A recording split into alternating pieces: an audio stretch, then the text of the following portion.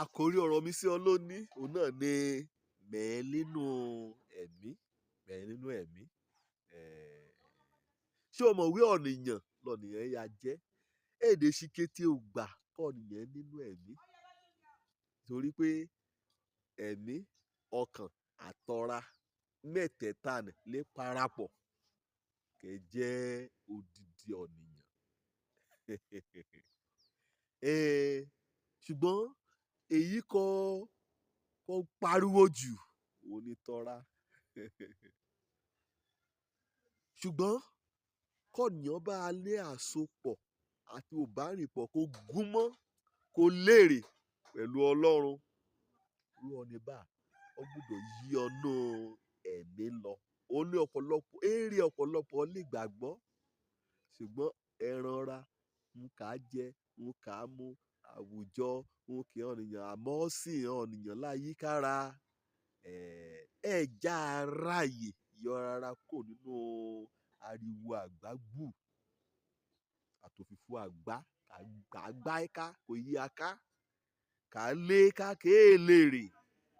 Nínú ìwé òfihàn orí kínní kò ránṣẹ́ Ọlọ́run kan kọ ìwé nìkan Ọlọ́run mú ṣípayá nìkan mú hàn.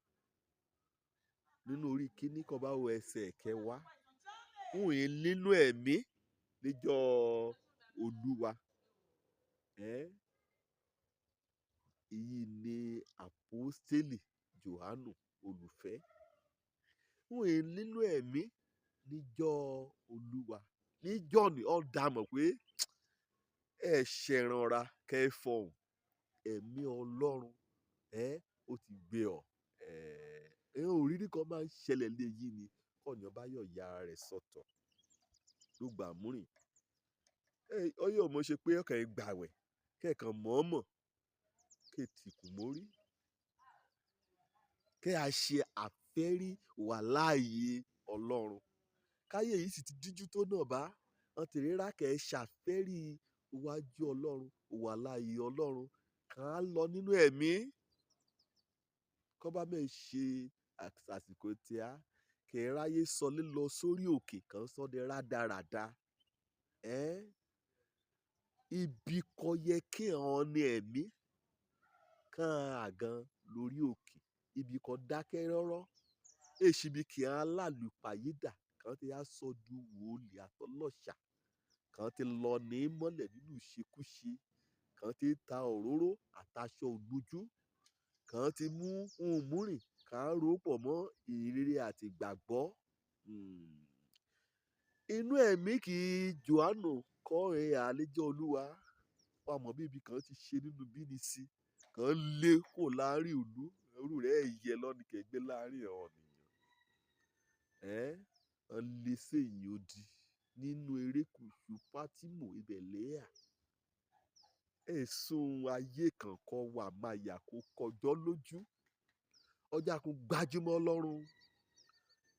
Jàwí kí ìran àjọ àgbáyé ajàfẹ́tọ̀ọ́ ní àgbáyé kan yá jà kó ń. Ó dúró síbẹ̀ torí pé ó kó ṣe pàtàkì nínú ayé ọmọ ọ̀nìyàn. Ó ní kí Ọlọ́run kí a wà pẹ̀lú ọ̀nìyàn. Ọlọ́run yóò mìíràn ká gbà ọ́ là ká gba ìran òran odidi òran kan. Ọyọ̀ mọ́ ọ́ kó bá jẹ́ ọ̀nì ẹ̀mí. Ó sùn láti jẹ́ ọ̀nì ẹ̀mí. Ọ̀pọ̀lọpọ̀ kẹ́ ẹ jà lóní fún ipò fún ìmọrírì nínú ìjọ Ọlọ́run. Ọ̀nì ọ̀ra náà ẹ̀ à torí pé kó bá jẹ́ ọ̀nì ẹ̀mí Ọlọ́run á mú oríṣiríṣi ọ̀nà á mọ̀ ọ́n. Kò jẹ́ pé hàn nílò àti ti nìkan ṣubú kan tí gòkè. Àwọn ojú ọ̀run àwọn tẹ́yẹ àwọn tẹ ìfò láàrin mọ́ra kanra. Jòhánù nínú ẹ̀mí o. Ẹ̀bọ̀n dù ẹ̀bọ̀n jà. Kó bá mọ ọ̀rà rẹ kó múra rẹ kó Ọlọ́run. Kó yára rẹ sọ́tọ̀ kó wàá gbóhùn rẹ̀. Wàá gbádùn ìgbé ayé ẹ̀mí rẹ. Kí ni bèrè? Ìgbà wo lo gbóhùn Ọlọ́run gbẹ̀yìn? Iye ọdún bá mọ̀ tí máa yẹ mi kí Jésù. Iye ṣẹ́ bá ni mo ti ṣe.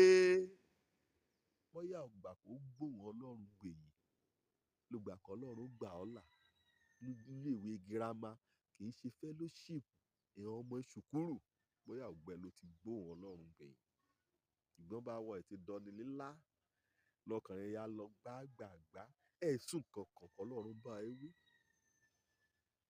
Ìmẹ̀ nínú ẹ̀mí ni àpọ́sù Joseph Ayọ̀ Babalọláyà ọ̀ṣùṣẹ́ lọ gan ni o nínú igbó ọ̀ṣùṣẹ́ lọ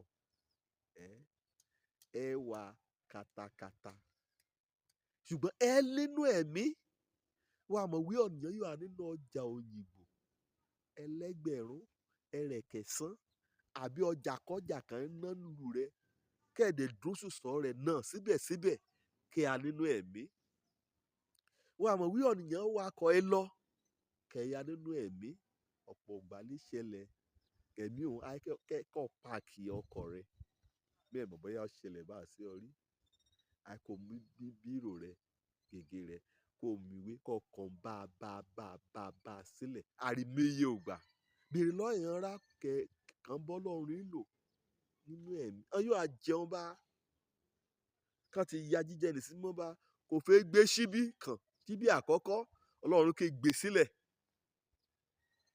ẹ nínú ẹ̀mí ni ọkàn rẹ̀ ó ṣe déédéé pẹ̀lú Ọlọ́run èkó ayé èkó lọ́kàn ọdẹ gbé jíjẹ nì sílẹ̀ lẹ́yìn ọjọ́ 6 létí àṣeyìn jẹun a lọ sínú àwẹ̀ wíhàn mí kò ṣe kí irú ọni bá a mọ̀ tí a gbọ́ ohùn Ọlọ́run owó fúnra rẹ̀ gan wẹ̀ẹ́ká wọ́n mú wàásù sí ọ̀nìyàn wẹ̀ẹ́rà kọ́ bá dúró de Olúwa nínú ìwé wòlíì Àìsáyà orí 40 èèrà kọ́ bá dúró de Olúwa à tún agbára ran ṣe à sáré rẹ̀ hàn à rìn rẹ̀ yóò mú ọ à mí yẹ gòkè bí ìdì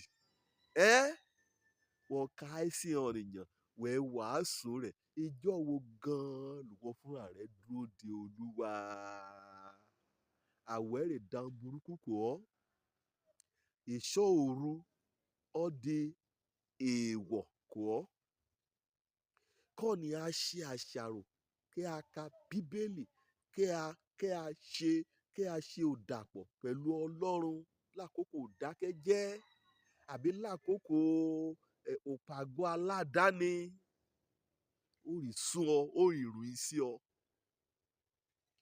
ògbà wo gangan lọ́lọ́run darí rẹ̀ gbẹ̀yìn wí ibi bá a ní kọ́ ìyà sí ibi bá a ní kọ́ ìyà sí wọ́n mọdún kò ti dé ìkóríta kó jẹ́ pé Ọlọ́run yẹ kó Ọlọ́run darí rẹ̀ sọ́ọ̀tún wọ́n yà sọ́ọ̀sì wọ́n dẹ̀ ti rí odidi 20 ọdún nínú ìṣìnà torí pé wọ́n yóò dúró de Olúwa ìròyìn ayé eré òde ayé kan ṣáíká èmi ní gàjọ́ èmi ní ọmọ mi líṣe yìí ọmọ rẹ líṣe yìí ni irú ọkọ̀ bá ni màá wà bá mú tajú ọ ni wọ́n lọ báíká bá ẹ̀yin pè ọ́ lé dádì nínú ọgbà àjàrà Ọlọ́run ìmẹ̀ nínú ẹ̀mí níjọ́ Olúwa nínú ọdún kò yí ọba ṣé wàá wáyè kó múra rẹ lọ sínú ẹ̀mí bóyá ohun kan Ọlọ́run fẹ́ ṣe nínú ayé rẹ kó fẹ́ ṣe nínú ọmọ rẹ kó fẹ́ ṣe nínú ẹbí rẹ bóyá Ọlọ́run á gbé àkọsílẹ̀ àgbélé ọlọ́ inú ẹ̀mí dáa o ọ̀dà ó lè rè pé mi irú kí àpọ́stélì Jòhánù kó gbà níjọ́ni nínú ẹ̀mí ni òun ní kété òwe òfin ọ̀hún ṣípa òun ká ṣẹlẹ̀ níjọ́ iwájú fáfáfáfáfá Ọlọ́run mú ọ ọ̀dẹ̀ ìran èèyàn ọ̀nìyàn lọ ọgbàrá ara ẹ̀dì fún ìjọba Ọlọ́run inú ẹ̀mí ni náà lọ́lọ́run ti mú ọ wí kọ́ni kan bá ti mọ́ orúkọ nínú ìwé àwọ̀jù sínú adágún náà inú ẹ̀mí ni lọ́lọ́run ti mú ọ wí àṣì ọ̀run tuntun àtayé tuntun inú ẹ̀mí ni lọ́lọ́run ti mú ọ nínú ìwé òfin hàn wí àborí rẹ̀ nípasẹ̀ ẹ̀jẹ̀ ọ̀dọ́ àgùntàn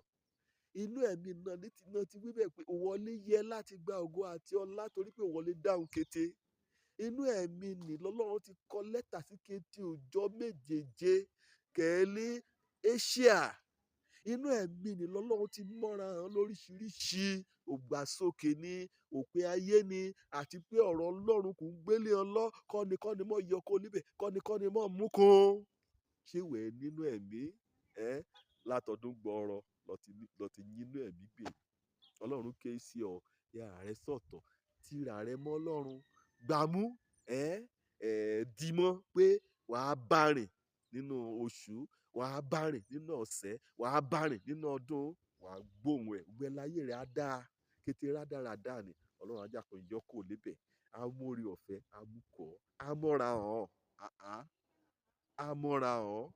amọ́ra hàn kọba yóò yí ọ nínú ẹ̀mí kọba yóò dúró de Olúwa ẹ̀rọ kọba ti dúró de Olúwa ó dájú wí àtú agbára ránṣẹ́ Òjó lórúkọ mi ọmọ àbálábí tán ìjà dúró de Olúwa ká yí ọ̀nà ẹ̀mí ire o.